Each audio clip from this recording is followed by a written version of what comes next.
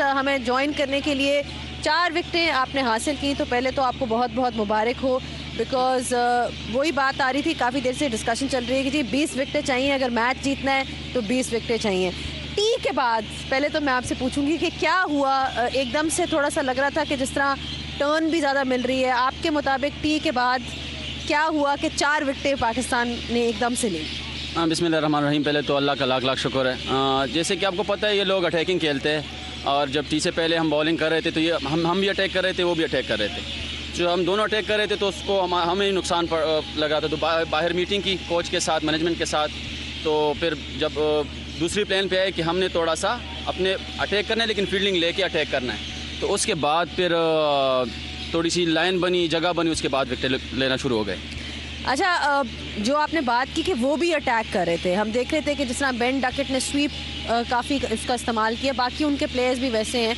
तो आप जो कह रहे हैं कि आपने अपने प्लान्स एडजस्ट किए, ये जो ऑफ स्टम्प के बाहर एक लाइन थी, मतलब यही सोचा हुआ था कि मैं बस अब इधर ही कराऊंगा, इस जगह पे कराऊंगा in order to get wickets?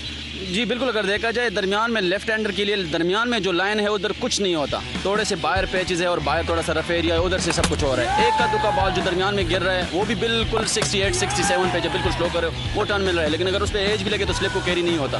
हमारा प्लान था कि थोड़ा सा बाहर की तरफ आए, अगर से वो अच्छा शॉट खेलने को कर जाए तो कोई इशू नहीं है, बस यही प्लान था, उसमें लाइन इज्जत दी। साजिद, मैं आपसे क्वेश्चन करने से पहले आपसे एक रिक्वेस्ट करूंगा, ज़रा मूंछों का ताव कम करो, डर लग रहा है यार। अच्छा जी।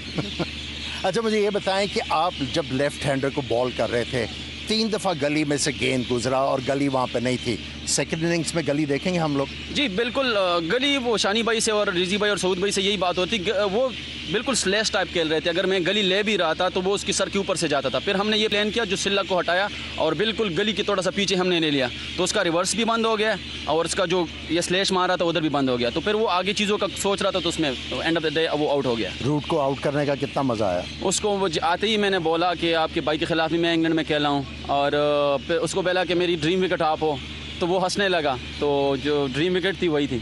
मैं यही पूछने लगी थी कि सारी विकेट्स में सबसे ज़्यादा आपने ये वाली विकेट एंजॉय की है? जी बिल्कुल, जो रूट की। जी जी जी ठीक है, और सिर्फ रूट की नहीं बल्कि आपने उनकी सारी मेन बैट्समैन को आउट किया है। परफॉर्मेंस जब भी किसी की देखते हैं तो आप हमेशा ये देखते हो कि टेल एंडर्स को आउट कर रहे हैं, शुरू में ओपनर्स को कर रहे हैं, Ben Duckett, Pope, Root, book.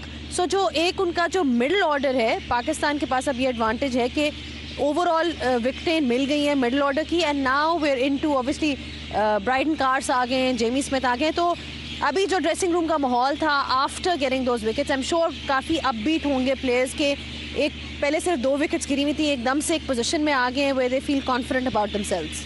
जी बिल्कुल, ड्रेसिंग रूम का माहौल पहले भी अच्छा था, अभी थोड़ा सा कॉन्फिडेंस हमें ये मिला कि अर्ली ऑन जल्दी विकेटें मिल गई एंड ऑफ द डे, और ये हमें चाहिए था हमारी कॉन्फिडेंस के लिए। जिस तरह पिछले हम सीरीज़ हारे बांग्लादेश से और पिछला मैच जब हम हारे इंग्लैंड से, तो ये हमारे लिए बूस्टअप था और इंशाल्लाह इसको हम कैरी करेंगे कल। पिच का बता दें, कैसी लग रही है पिच? लग रहा है कि बहुत हेल्प कर रही है? आपको लग रहा है कि ये कल और मज़ीद क्रम्बल करेगी?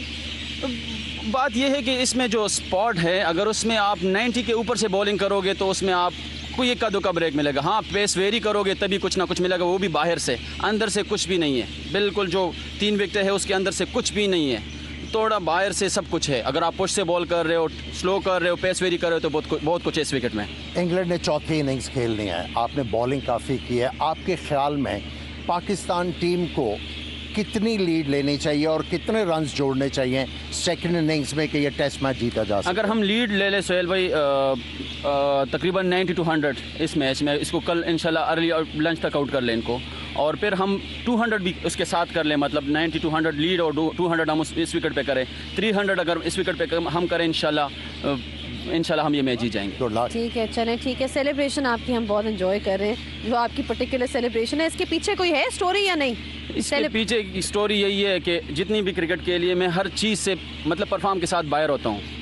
मतलब मैंने जितनी भी क्रिकेट के लिए, स्कूल क्रिकेट के लिए, पेशावर से अंडर 13, 16 परफॉर्म के साथ मैं हर जगह बाहर होता था।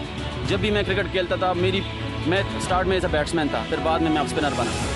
तो जब भी मैं परफॉर्म करता था तो स्ट्रेट अवे पेशावर की जो जितनी भी मैनेजमेंट और सारी चीज़ें होती थी, मैं उधर ही से सारा क्रिकेट खेला हूँ। सबसे अच्छी परफॉर्म मेरी होती थी और सबसे पहले ही मुझे बाहर करते थे। तो फिर ये एक जज्बा भी होता है और एक वो भी होता है, तो दैट्स वाई ये सेलिब्रेशन ही स्टार्ट कर ली। ऑल राइट, चलें फिर। तो वाकई आपकी सेलिब्रेशन बनती है, यू नो, जी, जी। वो जो एक स्टाइल है आपका वो बनती है बिकॉज और आप जब कम बैक करते हो पिछले सीरीज़ में मैं था ऑस्ट्रेलिया के ख़िलाफ़, उधर भी मैंने अच्छी बॉलिंग की थी। ऑस्ट्रेलिया के होम ग्राउंड में ऑस्ट्रेलिया के खिलाफ ही बॉलिंग अच्छी की थी।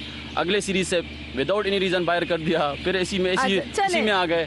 चले कोई बात नहीं, अब कोई नहीं, होपफुली इस परफॉर्मेंस के बाद एवरीबडी रिकग्नाइजेज आपकी जो अचीवमेंट है। Thank you so much, we wish you all the best. अभी तक मैच जो है चल रहा है। Thank you so much Aamir for your thoughts as well. And there you have heard from Sajid Khan, he is very proud of his achievements and he is done